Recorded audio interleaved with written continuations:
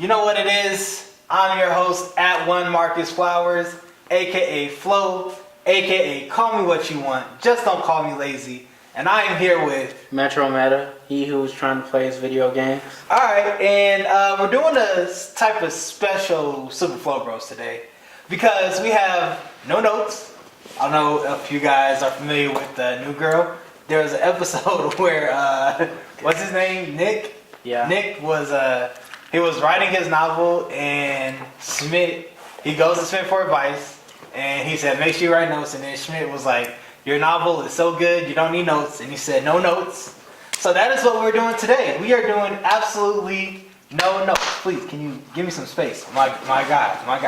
No. Okay, so first up, Morgan, have you heard about the new political app that is grading politicians just like athletes? I feel like that's actually a really good idea. No, I do think it's a good idea. So I'm bringing it up right now. Podcast. Dang it, I don't see. I like the ideal because you think about, like, a lot of times when people talk about politics, they're like, I don't know who to vote for, and their stances. I feel like this is a great way to get people to and it's unbiased, just because you know how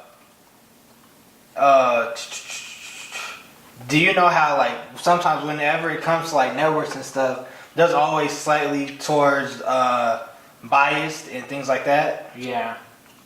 So I think this is a great way for him to be like just how to I can't find the app. I can't find the article. But I think it's a great way to grade politicians, just because we're in an era where politics is looked at like a spectator sport, and which is a terrible thing to do. But I just feel like that way is good and it's great. Yeah, I mean, one of the things you talk about, like, politics being a spectator sport, like, there are certain people Right. who, like, politics, they treat it like this is the sport I watch. Like, this Right. is, I watch this all day, all the time. And it's interesting with our current commander-in-chief, he literally has, like, I'm trying to think of a sports franchise with fans as crazy as his supporters. I would say probably like a fandom like the Lakers or the Cowboys or even the Patriots. Just like him having, like, there's such a crazy fan base that they will follow him to the end of the world, which is a bad thing, because you Like, can follow a leader, but like when you know that him leading is going to hurt your finances, is going to hurt your family, you probably shouldn't. He probably doesn't have your best interest. I guess the best analogy I would think of would be the Beehive. Right. Just like the Beehive, how people are crazy, sending death threats. Speak.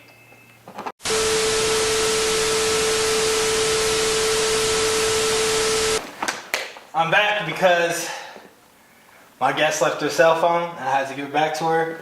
But where were we? Beehive. Yes.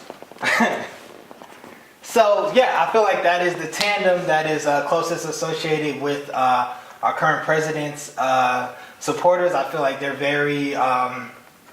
It's a lot of smoke coming from them, and I don't quite understand if there's going to be any fire. But we'll just have to wait and see. Well, that's a bad way to put it, because we don't want to have to wait and see for those type of people who he attracts. But speaking of the Beehive, her husband, Yes. Shawn Carter, he was officially announced a billionaire. So how do you feel about that, Morgan? I actually enjoy. I mean, like, it's really good to see him on the come up. It's really good to see him get the recognition that he rightfully deserves. He's made a lot of money, done a lot of good, and it's just really good to see what is possible when you build out the right empire.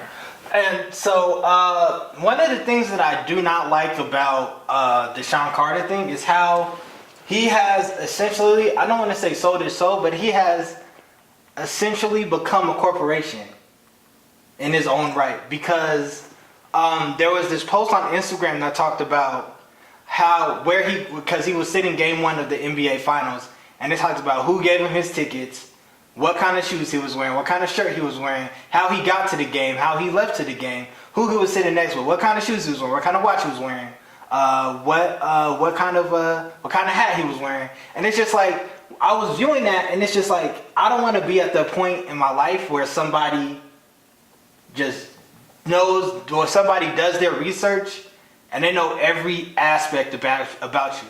And we all know that Shawn Carter, he isn't a big social media person, but he still is on social media if you listen to his music.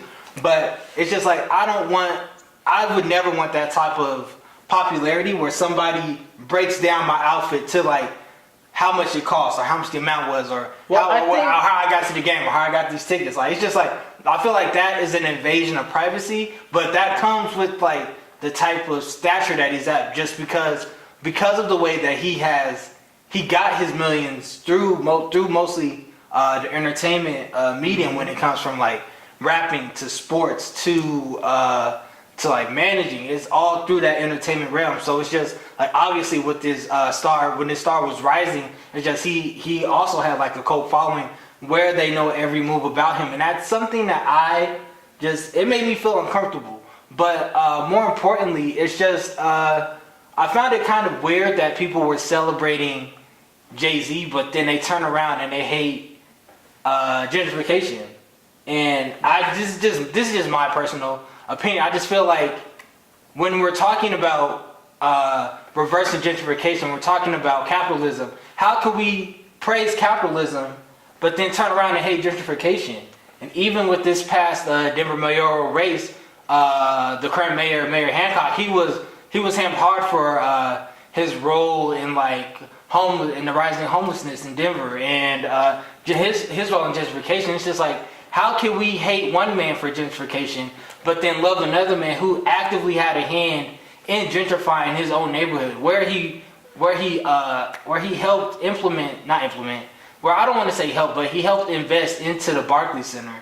And so it's just like, that's one way to put it. Like, I just don't like the double standard that we're having when it comes for like capitalism and gentrification. Like, it doesn't like mesh well. Like, it doesn't feel good to me. Does that make sense to you? Well, being hypocritical is the baseline emotion of humans. I think the ideal for me when it comes to celebrating this, and more people do it to a certain extent than others, but you can tell that Jay-Z at least attempts or tries to put some money back into at least his own black community. That is to say, like, the music, like, you always see like social media, they're like, oh, we had this major party, we got together all the black artists, and you just know in the back of your head, if Jay-Z and Beyonce weren't saying, hey, all black creators, we're throwing a party, it's at this time, get your ass here, nobody would have shown up. And I think that alone is something that is beneficial for our community as a whole. And I also think one thing you have to think about when it comes to stuff like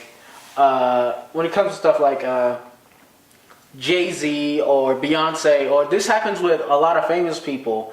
When you think about them, just their lives, people do watch them so much. Like, you talked about how they broke down his whole outfit. A lot of that, when you look at certain artists, when you look at the Golden Globes and stuff like that, that's how they get that stuff. Like rappers, when they do music videos and they got chains and stuff in there, the reason why they have those chains, it's not because they have the money for them, but more because their labels paid for them to get their hands on that equipment, to show it off, to bring more validity to the song. So at the end of the day, like, it is something that we should, because it is an invasion of privacy. Yeah. It is upsetting that someone can sit on their computer and look up, okay, I know everything you just wore, I know everything you're just about to do. And it's something we need to think about, but at the same time, it's not something I think is ever going to get solved, because at the same time, a big part of what it means to be, at least when you mean to make your money through entertainment, a lot of that is sponsorships. Right. And if nobody's looking at what you're wearing, if you're a celebrity like maybe like Ed Sheeran or Lil Dicky, and nobody's looking at like, oh, what are they wearing? Where they get those shoes? Then it's gonna hamper how much money you can make and how influential you can be as an influencer. Right, right. Great closing for that. But yeah. So moving on. It's official. The iTunes era is officially over. It's sad. I don't must be sad. I never had an iPhone. It's not sad as much as it's the end of an era, but I do think with I love innovation, so I feel like the 3 apps is just it's just the next step, and it makes the most sense just because when it comes to iTunes does work. iTunes was amazing, but like iTunes gave me some of like the best music ever. I remember just downloading like Dedication 2, No Ceilings, Dedication, I would say Dedication 3, but no. Just like that whole mixtape era, that whole Jeezy, that whole Gangsta Grills, not like the current Gangsta Grills, but like the old Gangsta Grills with like Jeezy and Pharrell and all them. And it's just like, dang, like that is a part of my past that I'll never be here. And also it's very concerning just because when it comes to streaming platforms, they basically control what you have access to. Yeah. And they are basically, and with iTunes leaving, they're basically taking that option away from you. Well, that's another thing that in the video game sector, you have people like Google Stadia and even Xbox and PS4 saying, hey, stream and cloud gaming is going to be amazing. And it does have a lot of benefits. Like one of the main benefits of cloud gaming is you don't need to have a powerful PC. So they could, in theory, give us just the most powerful graphically intensive games, and they don't have to worry about building that infrastructure. But the problem you come into is at any moment in time, those companies can be like, well, we're not supporting this anymore, and take it down. And one of the biggest examples of that is got to be the Scott Pilgrim versus the World, the video game. For the movie, they made a promotional video game. And people really loved the game, but due to certain licensing rights and stuff like that, it was taken off the school store. It was taken off the store, and people got upset, and there's no way you can buy it. And that's just inherently a problem that we're always going to have when it comes to streaming services. Yeah, no, for sure. So next, this is something that you put in. Swamp Thing cancellation. So did you? I did not watch it. So we have DC Universe. I actually have not opened that app since like January. Yeah, I've been meaning to get back into it so I can. It's just too much. But Swamp Thing was canceled after just one episode. That's so pretty fast. It's actually crazy in this day and time that when we're streaming, it's just like they just decided that it wasn't worth it after only one episode. Yeah, and it was actually something that people were actually pretty excited for, at least coming into it. I think the biggest question we have to think about when it comes to this is how much are we it depends on if this is a bad sign for DC Universe, or is this a sign that Warner Brothers and DC are shifting their perspective? Well, I was looking up this article, and it says that it's down because of a tax credit. It ran out of money, and it says that it was filmed in North Carolina, but North Carolina that drained the show's budget by withholding the $40 million budget infusion of greenbacks that Warner Brothers have been counting on.